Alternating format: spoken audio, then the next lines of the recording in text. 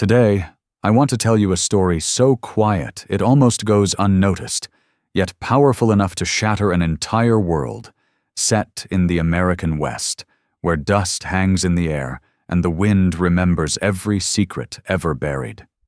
This is a land of scorched earth, iron law, and choices that cost more than blood.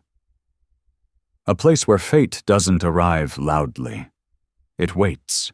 And it all began with one small act of mercy, something simple, almost invisible, that was enough to ignite a truth powerful enough to burn lies to the ground.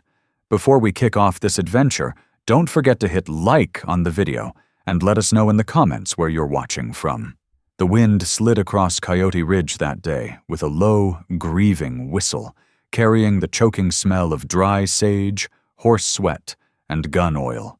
Dust spun lazily around the flagpole at the heart of the outpost, scratching across the packed earth between sun-bleached buildings like restless spirits. Here, the sun was not comfort. It was pressure, an unblinking force bearing down on men, wood, and iron alike behind the cavalry stables. Inside a rough holding pen built from mesquite posts and cruel strands of barbed wire, a man sat chained to the ground like livestock. No one bothered to ask his name. The soldiers muttered a nickname behind his back and laughed as if it were enough. To them, he was a prize dragged in from the desert, something to be displayed, something to be crushed. His wrists were cinched tight, raw skin pressed against iron. A heavy shackle circled his neck, driven into the dirt with a spike meant for animals. The shirt had been torn from him during his capture, leaving his body open to the punishing sun and the grit that bit into every wound. Old scars crossed his back, new lash marks burned red along his shoulders, each one a record of what had been done to him. And still, Taran sat upright, even in dust, even in chains. There was no slump in his spine, no plea in his posture. The iron around his neck looked small against the quiet authority of the way he held himself, as if dignity alone were an act of defiance. From the second-floor window of the command post, Maren Voss watched him. She lived in a cage of a different kind. Her pale braid, threaded with hints of gold and ash, rested neatly over one shoulder. The dress she wore, ivory lace, stiff with imported buttons, clung to her uncomfortably in the desert heat. It had arrived from the east only weeks earlier, shipped with care, chosen without her voice, intended for her engagement celebration with Silas Harrow. She despised it. The lace scratched her skin. The fabric trapped heat. Every careful stitch felt dishonest, like a costume she was expected to believe in. It matched the life her father, Colonel Edwin Blackridge, had already decided for her. Polished, obedient, and suffocating. She kept her gaze fixed on the man in the pen. He had barely moved for hours. Not when the sun climbed higher. Not when an officer struck him earlier for refusing to speak. His silence had drawn laughter from the barracks, but to Maren, it felt familiar. Heavy. Intentional. It reminded her of Jonah Voss, of the quiet that settled into her brother before he disappeared into the Virginia woods and never returned. She knew that kind of silence. Sometimes it meant strength. Sometimes it was the only thing left that hadn't been taken. She kept her eyes on the man inside the pen. He had not shifted for hours. Not when the sun climbed higher, not when Lieutenant Caleb Dorn struck him that morning for refusing to answer. The blow had drawn murmurs from the yard, then laughter. The prisoner did not respond. To the soldiers, the men who joked, gambled, and drank in the barracks, that silence was taken as defiance, as pride. But to Maren Voss, watching from the narrow window above, it looked like something else entirely. It looked like resolve. It stirred a memory she rarely allowed herself to touch, a memory she kept locked away. Her brother, Jonah Voss, had gone quiet the same way. in those last, heavy weeks before he walked into the Virginia woods and never returned. No shouting. No farewell. Just a silence that swallowed him whole. Maren knew that silence. She understood that sometimes it carried more truth than any cry for help ever could. That evening, the air inside the Blackridge house felt thick enough to choke on. Roast beef steamed on the table, mixing with cigar smoke and polished wood. At dinner on the veranda, Colonel Edwin Blackridge rolled a glass of whiskey between his fingers, the amber liquid flashing under the lantern light. He glanced toward the stables and spoke with a casual cruelty that sent a chill through her spine. "We should have left him out there," he said. "Let the sun finish the job. Save the birds some work." Maren nudged her peas into a neat row with her fork. Her appetite vanished. She kept her gaze lowered, but when she spoke, her voice held steady. "Was he armed? A knife, maybe?" Her father answered without looking up, slicing into his meat. "Bone handle, 10 inches. That's all those people need." She lifted her eyes despite the risk. "He was alone." Blackridge's brow tightened, a shadow falling across the table. "You don't understand their kind," he said sharply, tapping his knife for emphasis. "One scout means 10 more hiding in the rocks, waiting." She didn't argue. She had learned early that her father's word was final, his prejudice unyielding. "Still," she murmured almost to herself, "he doesn't look like he's planning an ambush." His gaze snapped to her. "You'd do well not to look at him at all," he said. "Silas Harrow expects a proper wife, Maren, not some starry-eyed frontier sympathizer." Her stomach twisted at the name. Harrow, 50 years old, smelling of pomade and entitlement. Maren was 23, raised on etiquette manuals, embroidery frames, and piano lessons. Yet something inside her had always resisted that world. A quiet, untamed part of her had longed for dust and open sky, for thunder instead of drawing rooms.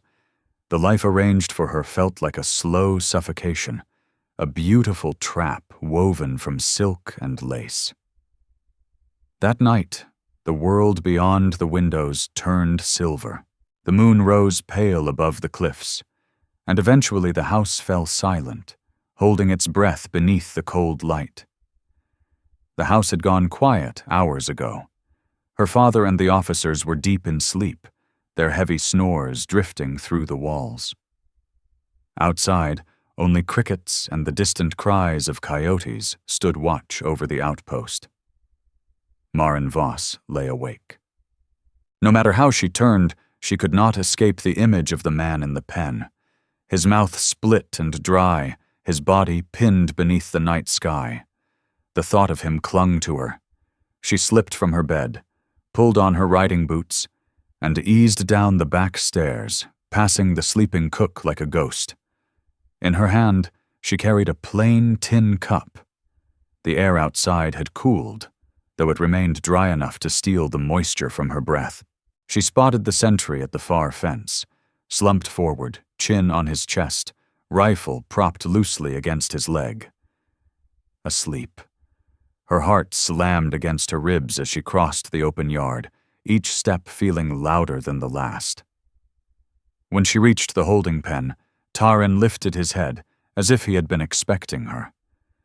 Moonlight cut across his face, catching in eyes as dark as obsidian.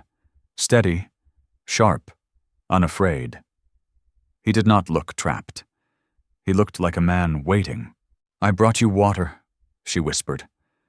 Her hands shook as she slid the cup through the jagged wire. He didn't move at once. He studied her, as though weighing whether kindness ever came without a cost. Then, slowly, he reached out. When his fingers brushed hers, a shock ran through her.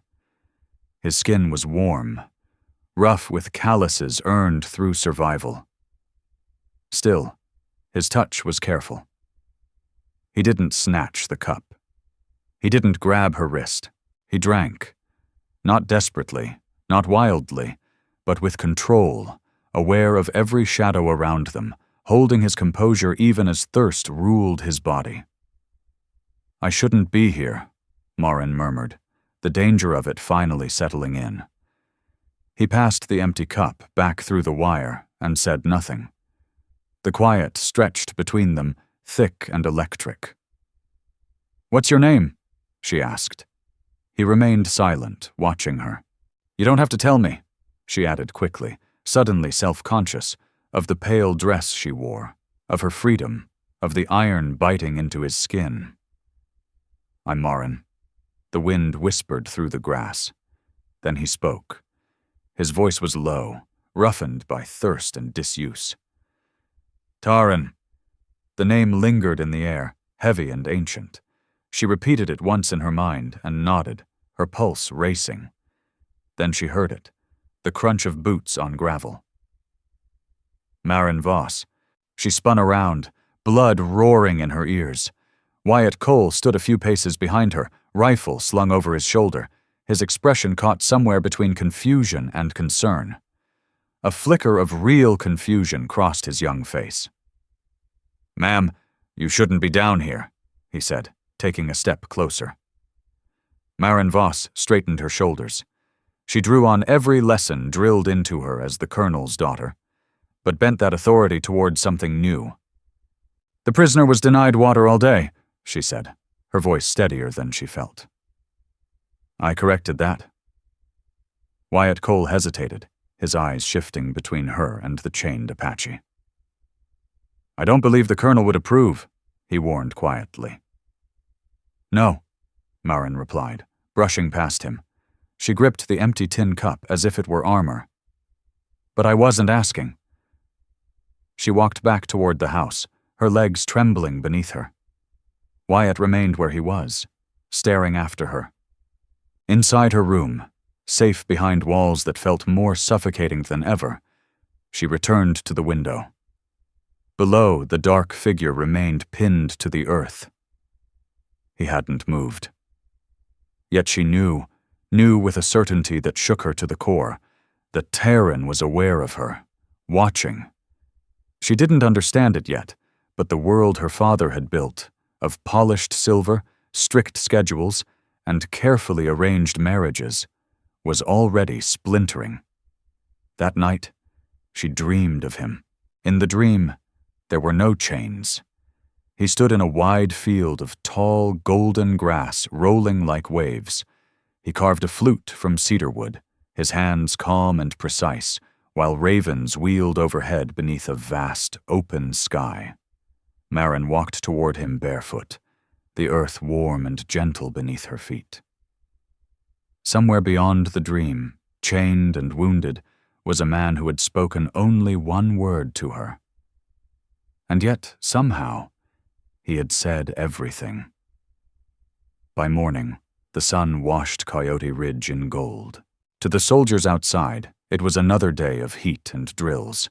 Inside the Black Ridge house, the air felt thin, the walls smooth and cold as stone. Marin stood before her wardrobe, staring at the dress laid out for her. Lavender silk, pearl buttons, a gown chosen without her voice, delivered as if it were destiny itself. It was Silas Harrow's favorite color. Her mother might have approved. Had she lived long enough, her mother might have approved. But Marin's mother lay 1,000 miles away, buried in a St. Louis cemetery, and no one asked what Marin wanted anymore. That morning, beneath a sharp blue sky, the performance began. Marin stood beside Silas Harrow outside the chapel, while a photographer adjusted his tripod, framing them as the perfect couple for society pages destined for the East. Harrow wore black, a crimson cravat knotted at his throat. His hand rested firmly at the small of her back, possessive, claiming. He leaned in, rosewater and gun oil clinging to him, and murmured the words meant to lock her future in place. "You'll make a beautiful ornament," he said softly. "Elegant, controlled." Marin turned her face just enough to smile for the camera. Behind her eyes, something went cold and sharp. An ornament, a decoration, That was all she was meant to be. Later, as he escorted her back towards the house, he spoke of their wedding the way an officer discussed logistics. 3 weeks, he said. The Reverend's already arranged. When she muttered that he sounded like a quartermaster, his grip on her arm tightened, just for a breath, before he smiled again. Careful, darling, he warned. I'm very good at getting what I pay for. In that moment, her fear vanished. What replaced it was clear and unyielding. She could not marry this man. She could not live a life purchased and controlled in silence. That night, while the house slept, Maren Voss slipped into her father's study and lit a single oil lamp. The room smelled of old paper and authority. The desk drawer was unlocked. Carelessness, or the arrogance of a man who never expected to be questioned. She couldn't tell. Inside lay the blueprint of their world. Maps, official correspondence, thick ledgers. She opened one and began to read. Land deeds, acquisition records, notes written in precise military hand. Most detailed parcels along the expanding rail line. Others, marked in red ink, told a different story. Tribal lands. Beside Apache names were crude X's in place of signatures. Then her breath caught. One line burned itself into her vision. Taran. Interrogate. Extract confession. The words seemed to hum on the page. He wasn't a scout. He wasn't a general. He was bait, a witness to something that couldn't be allowed to surface, or simply an obstacle standing in the way of a profitable contract. The talk of war, of savagery and civilization, was a lie. It was business. Maren shoved the drawer closed, the sound echoing through her bones. At dawn, the truth would change everything. She went back to the holding pen at first light, moving with intent now. She was no longer a curious observer slipping through routine. She was part of something dangerous. A folded cloth bundle rested against her hip, a tin cup in her hand. The sentry nearby was busy striking a match, cigarette flaring as he focused on the small ritual of mourning. While his attention drifted, Maren Voss slipped behind the pen. Taran lifted his head. He didn't speak, but his gaze followed every step she took. I brought bread, she murmured. He studied her for a long moment, weighing her presence, then accepted it without comment. She crouched close to the fence, lowering her voice. I saw your name, she whispered.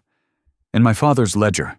His expression didn't change, but something passed through his dark eyes. Fatigue edged with a deep, old sorrow. I think they want you to confess to something, she went on, the words spilling out. Whether it's true or not. Taran chewed slowly, eyes fixed on the distant horizon. Truth doesn't matter, he said quietly. Only silence. Then why keep breathing? She asked. Because they haven't taken that yet. They sat without speaking for a moment, two captives separated by wire and circumstance. Maren watched a hawk wheel high above them, free and unreachable. Your name, she said at last. It means something, doesn't it? He nodded. Willow. She smiled faintly. Willow bends, she murmured. But it doesn't break. He looked at her then, truly looked, and for the first time, Maren felt seen. Not as Colonel Edwin Blackridge's daughter, not as Silas Harrow's promised possession, but as someone living, unfinished, real.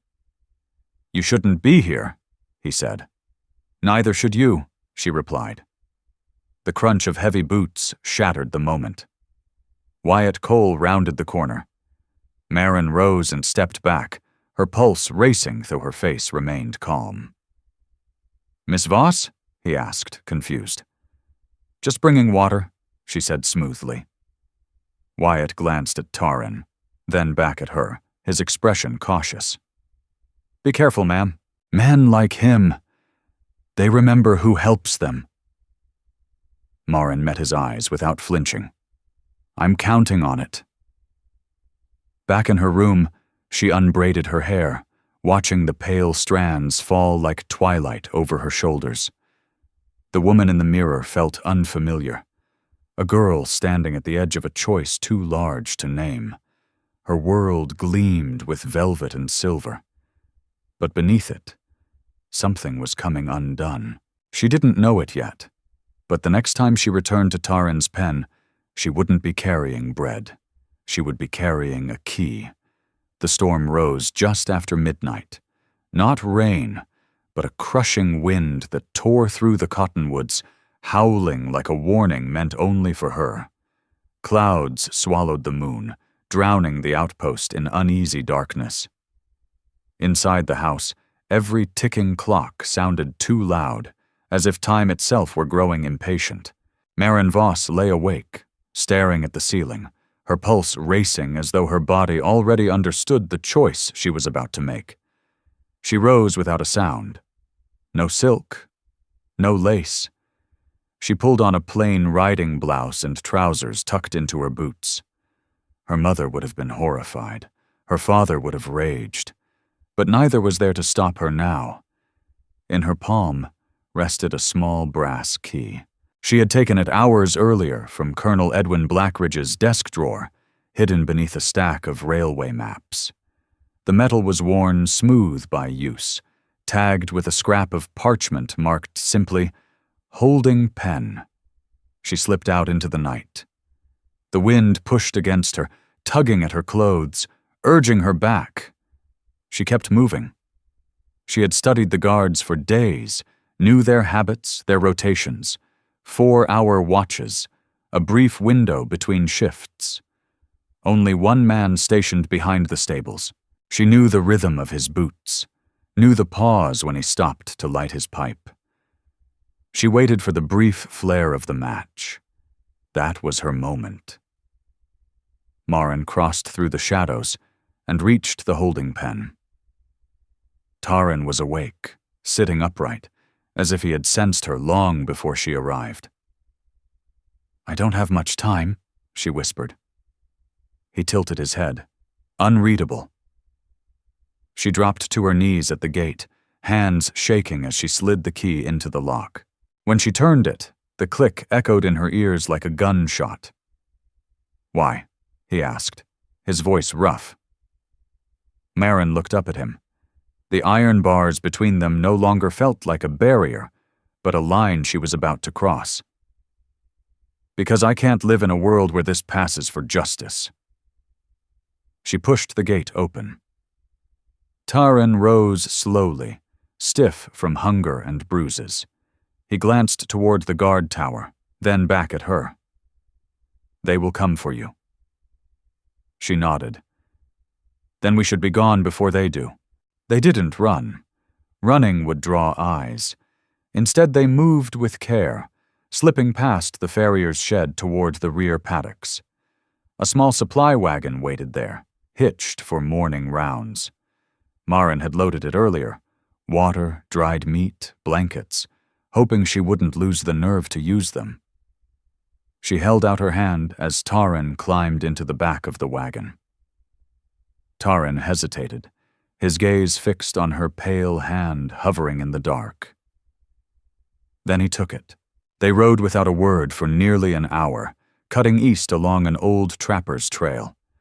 Gradually the stars returned, scattered overhead like ash across black velvet. After the 3rd mile, Maren Voss finally let out a breath she hadn't realized she was holding. The rush inside her ebbed, leaving a dull, hollow ache behind her ribs. She glanced back at him. "You're bleeding," she said. Taran nodded once. The cuffs tore the skin. "We'll stop soon," she promised. By dawn, they reached a shallow arroyo, long dried by summer heat. Maren guided the wagon beneath a rock overhang where the rising sun couldn't easily reach them.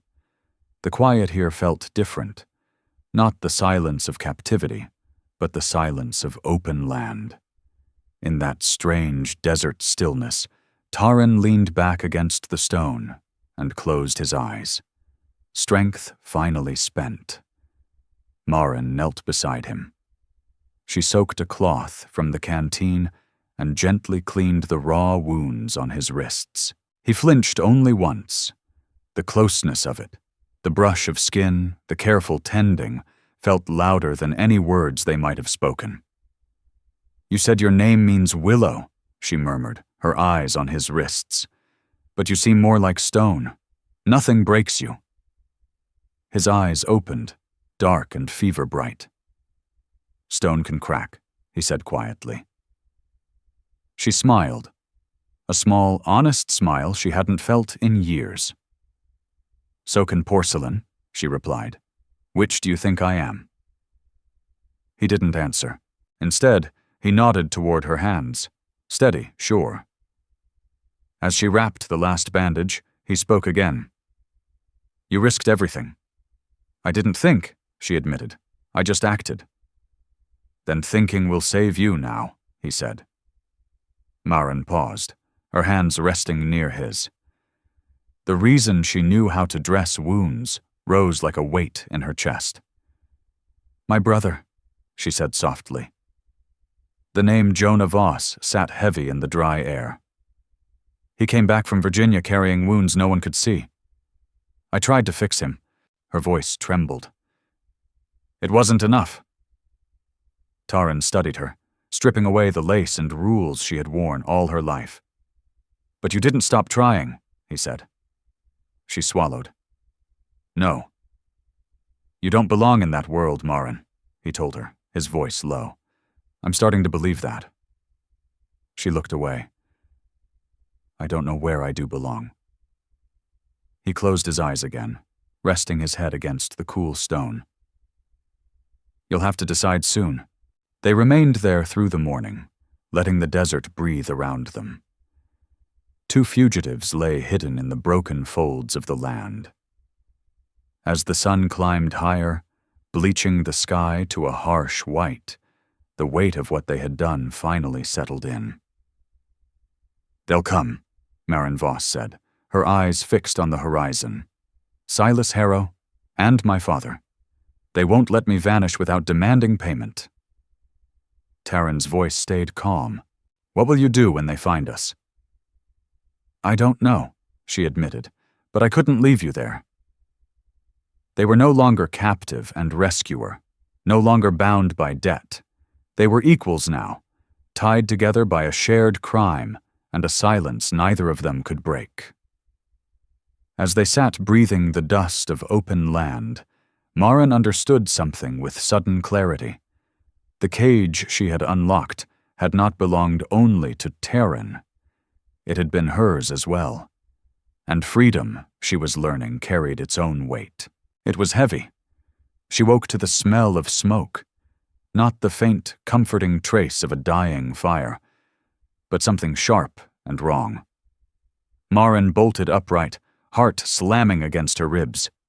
Beside her, the fire they had built the night before lay cold, scattered into ash. The smoke wasn't theirs. She turned toward the hills. In the distance, dark plumes clawed into the morning sky, swallowing the pale light of dawn. "Taran," she hissed. He was already awake, crouched low, every muscle tight as a drawn bow, his eyes locked on the ridge above them. "Riders," he said. "Flat. Certain. At least 3. They're sweeping the canyon." Cold spread through her chest. "How close?" "Too close." There was no time for fear. They moved fast, working with frantic precision. Taran yanked the canvas tarp over the wagon while Maren scattered sand across the fire pit, scrubbing away tracks with a mesquite branch. Together they shoved the wagon into the dry stream bed, wheels groaning, every scrape echoing like a rifle shot in the silence. The land turned against them. The canyon tightened, walls rising steep and merciless. Taran lifted a hand. "Stop." He listened, head tilted, reading the wind. "They're closing in. We go higher." Leave the wagon. Marin stared at the wooden cart. It held their food, their blankets, the water keeping them alive. Abandoning it meant stepping into the desert with nothing but the clothes on their backs. Madness. Then she looked at Taran and saw the certainty in his eyes. She nodded. They dragged the wagon beneath a tangle of fallen timber and began to climb. The slope was brutal. Loose shale, jagged stone, every step a fight against gravity and pain. They climbed hard and fast, Taran's limp slowing him but not stopping him, both of them scrambling on hands and knees up the broken incline. Near the crest, they spotted a split between two towering boulders, a narrow seam of rock just wide enough to squeeze through. They slipped inside, pressing into shadow and cool stone, the air damp against their skin. Below them, riders thundered past. Through a jagged crack in the rock, Marin Voss caught a glimpse of blue coats and polished boots. These were no routine cavalry patrols. One rider wore a red sash cinched tight at his waist. Her stomach knotted. She knew that mark. "These are Silas Harrow's men," she whispered. "Mercenaries." They weren't hunting to arrest. They were hunting to erase. "They won't stop until they find us," she said, her voice shaking. Taran met her gaze. There was no fear there, only a cold, frightening certainty. "Then we keep moving," he said, "and if they catch us, we make it hurt." They pushed on. By late morning, the heat became a crushing force, pinning them against the rocks. The sky bleached white, merciless. They moved along the high ridges, stepping only on stone, careful to leave nothing behind. Still, the riders stayed with them. Dust rose in a long plume along the canyon floor, tracking their path like a shadow. "They're too close," Taran rasped, his throat dry. "We need cover," Marin gasped, her mouth burning as if packed with sand. "There's a box canyon past that bluff," he said, pointing toward a jagged spine of rock ahead. "If we reach it before sundown, the stone might hide us." They lunged toward the bluff. "Wait!" Taran shouted. Thunder cracked, not from the sky, but from a rifle. Dirt exploded beside Marin's boot. She threw herself behind a boulder as another shot screamed past, ricocheting off stone near Taran's head. "We're pinned!" Marin cried. Taran scanned the ridge, calculating the impossible. "We have to split," he said sharply. "No." She shook her head, fierce. "Listen to me," he snapped, gripping her shoulders. "They want you alive. Me, they'll kill. Run north. There's a ravine. Go." Marin seized his wrists, her grip unbreakable. "I'm not leaving you," she said. "Damn it, Taran. I didn't come this far just to watch you die." He stared at her, stunned by the fire in her eyes. He saw fear there, yes, but also defiance, and something deeper. A love that refused to be sensible, refused to retreat. And in that heartbeat, everything changed. Taran tore the worn leather satchel from his shoulder and shoved it into Marin Voss's hands. "In there," he said, breath ragged. "The documents." Her fingers shook as she pulled back the flap. Inside lay a disorderly stack. Maps, signed orders, land deeds. Then she saw it on a ledger page, a signature she knew by heart, her father's. "What is this?" she asked, her voice hollow.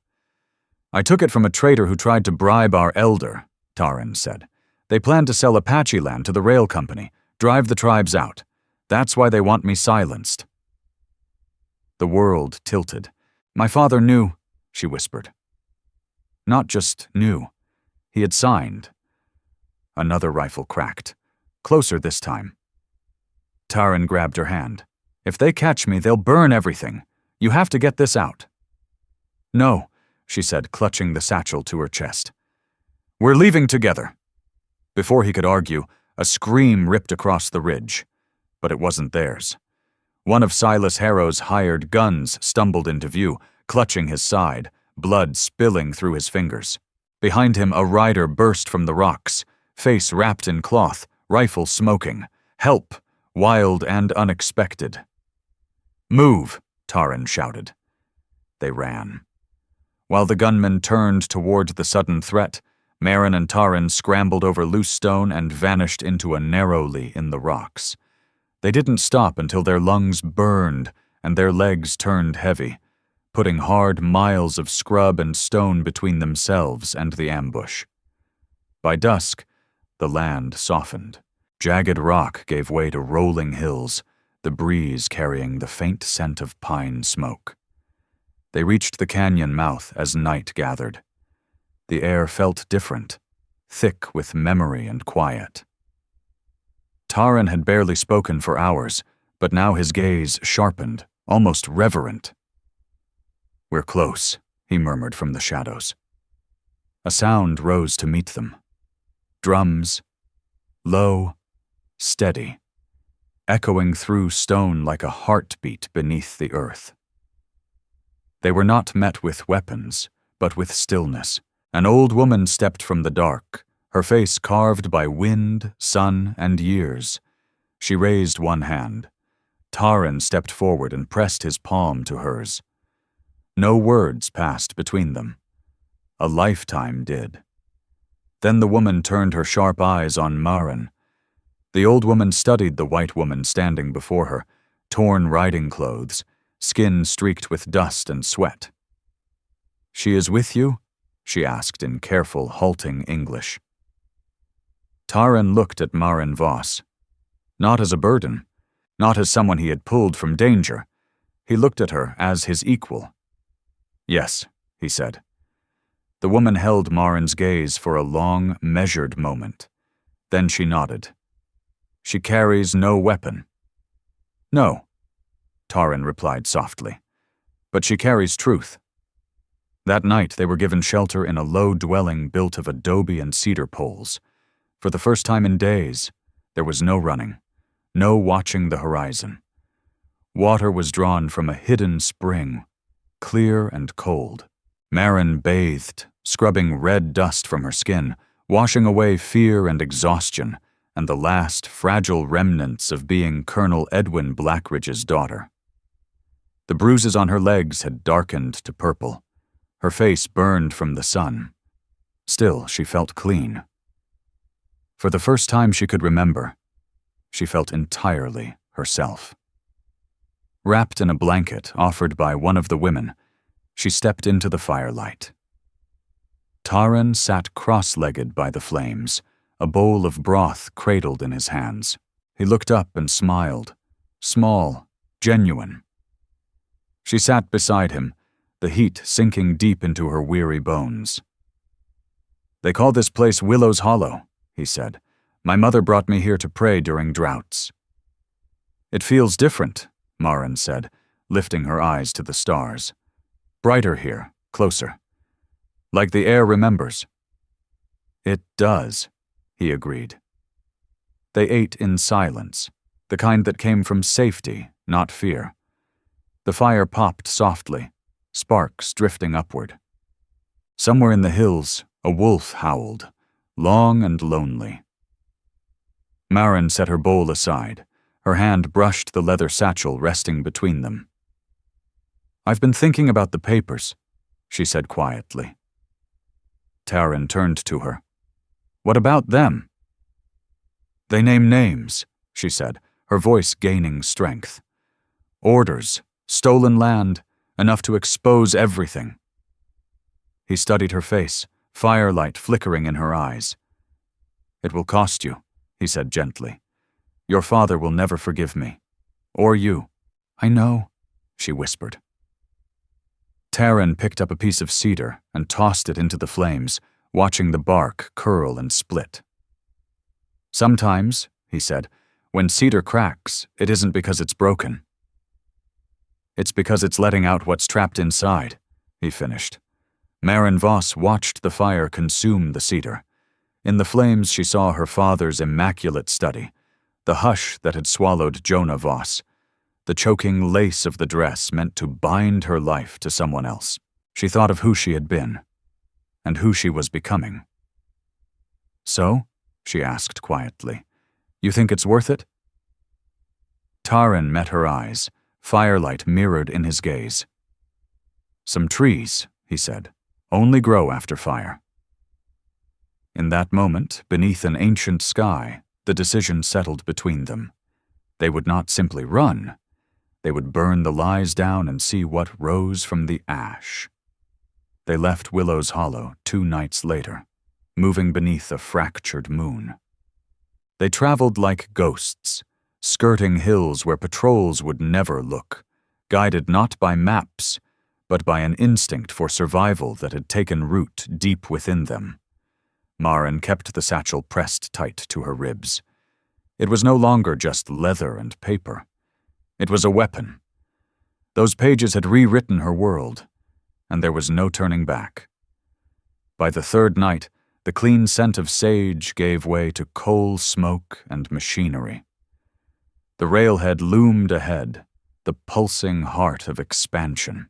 The place where Silas Harrow and Colonel Edwin Blackridge dined with bankers and investors, deciding the fate of land they had never set foot upon. The depot rose like a monument to arrogance, polished wood, shining brass, lantern light glinting beneath banners that declared progress, prosperity, promise. They watched from the ridge as the wind tugged at their clothes. "He'll be there," Maren said, her voice steady. "My father." Taran nodded, eyes tracing the perimeter. "And Harrow, almost certainly." He rested a hand on her shoulder. "Part protection, part question." "We don't have to go in together." Maren looked at him, the man once chained under the sun who had given her silence when she needed it, and strength when she faltered. "No," she said. "We do." She tightened her grip on the satchel. "I didn't steal the truth just to send it away. He needs to hear it from me." They descended at dawn. Maren wore the same riding blouse she had escaped in, dusty, torn, unapologetic. She made no effort to hide the dirt. She wore it like armor. Taran walked beside her, head held high, limping slightly yet moving with a quiet grace that made the patrolling soldiers seem awkward by comparison. Neither of them looked back as they slipped onto the rear platform and entered the depot. They slipped inside through steam and noise. The depot air was heavy with coffee and costly tobacco, thick with shouted numbers and clacking telegraphs. Soldiers and businessmen crowded the floor, arguing over borders and profit as if land were only ink on paper. Maren saw him at once. Her father stood near the ticket desk, deep in conversation with Silas Harrow. Both looked immaculate. Pressed coats, polished boots, untouched by the chaos they had set in motion. Maren didn't pause. "Father." Her voice wasn't loud, but it cut clean through the din, ringing like a struck bell. Colonel Edwin Blackridge turned. For a heartbeat, he didn't recognize the woman facing him. Then his eyes widened. "Maren?" She stepped into the light. "We have unfinished business." Harrow straightened, color flooding his face. "My dear, what in God's name—" Maren lifted the satchel. "Don't speak to me like I'm still yours to arrange." Her father moved closer, lowering his voice to a harsh whisper. "Maren, this is madness. You need rest." "No." Her voice rose, drawing eyes from every corner. "What I need is the truth." She opened the satchel with steady hands and drew out the pages, signed deeds, illegal orders, the ledger. She held up the page with Taran's name beside a single word. "Confess." She shoved the stack into her father's hands. "I know what you did," she said, "and I won't be quiet." Blackridge's fingers trembled as he flipped through the papers. The ink seemed to scorch his skin. These were not meant. They were meant to steal land, Maren snapped, to buy silence, to destroy people who couldn't fight back. The room fell into a dead hush. The telegraph stilled, every gaze fixed on the colonel's daughter and the Apache warrior at her side. Harrow lunged for the papers. "This is treason," he hissed. "You'll ruin your family name." Marin met his stare, ice settling in her veins. "You ruined it the moment you touched me without consent." Harrow froze, the color draining from his face. Then Taran stepped forward. He didn't draw a weapon or raise his voice. He simply faced the men who had chained him. "You have a choice," he said, low and steady, his words carrying off the polished walls. "Bury the truth and become the lie, or let it burn. And see what grows."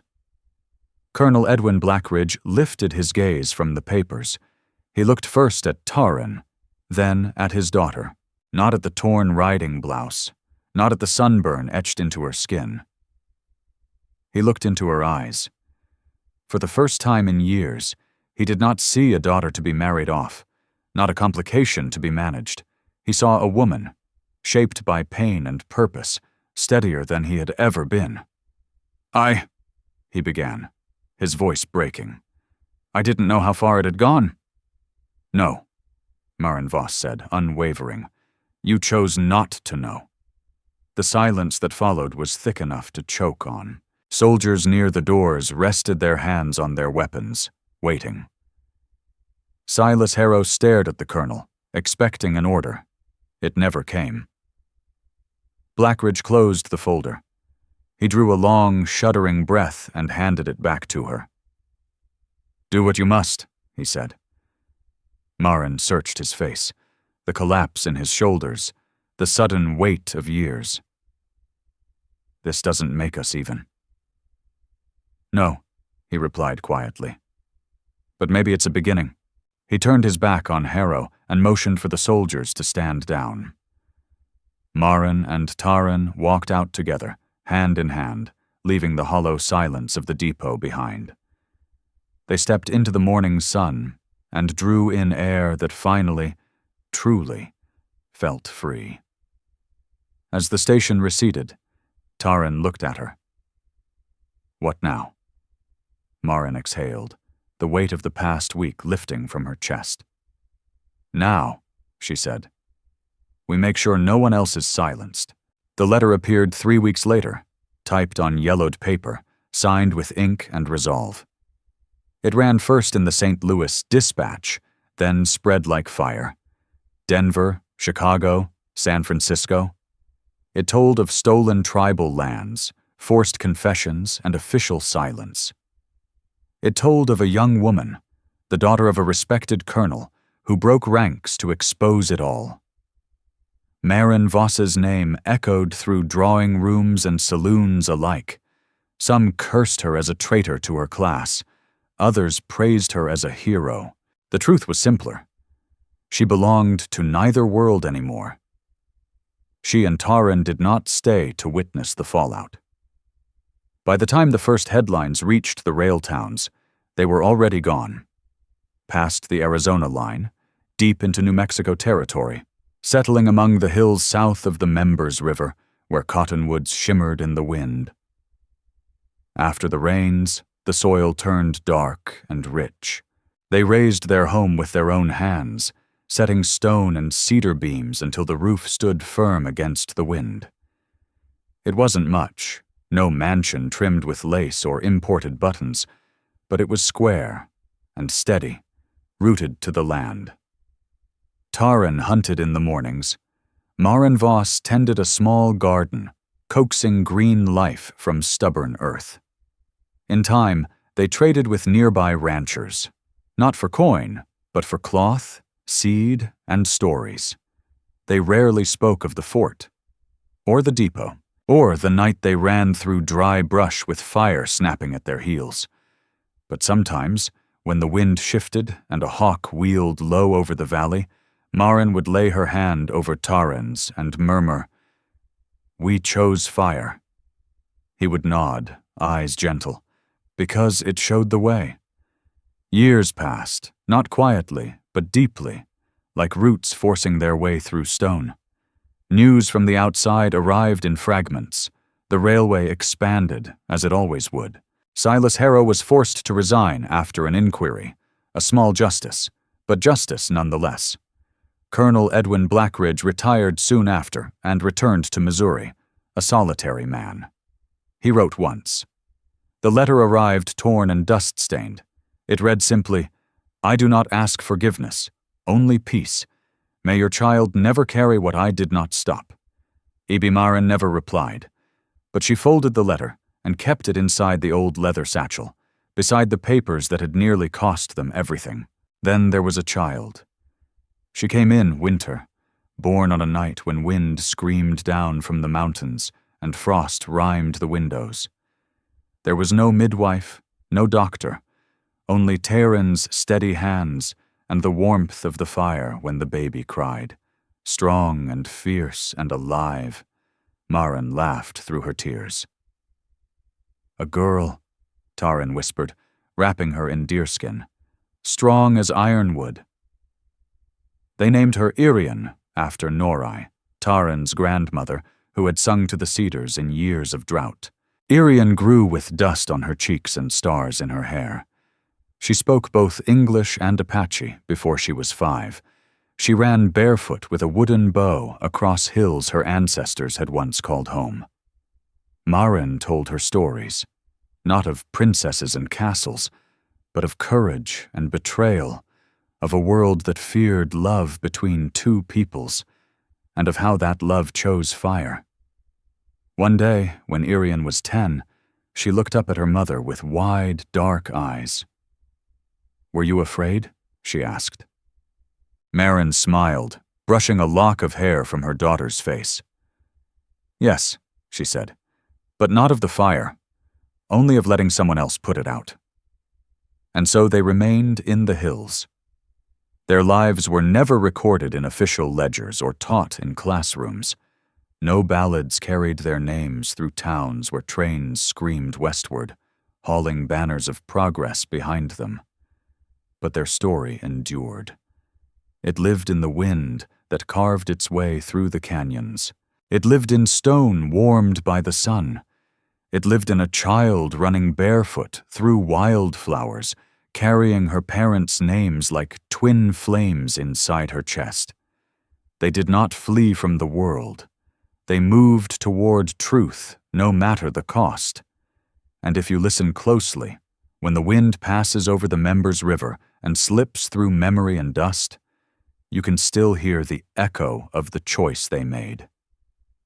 Truth and fire.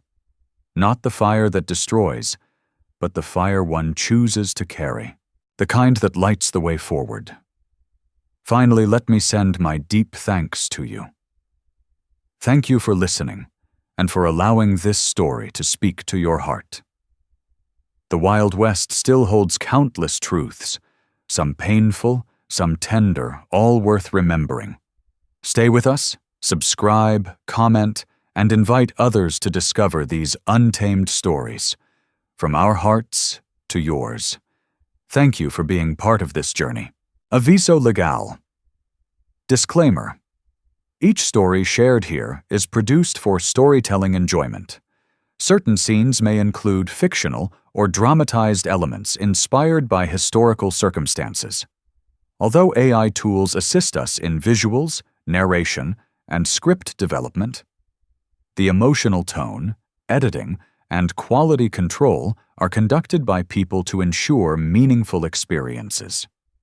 We fully uphold YouTube's policies, using no deceptive recreations or impersonations of real individuals. All creative resources are properly licensed. Unauthorized copying, re-uploading, or remixing is not permitted. Thank you for supporting the effort behind every episode we create.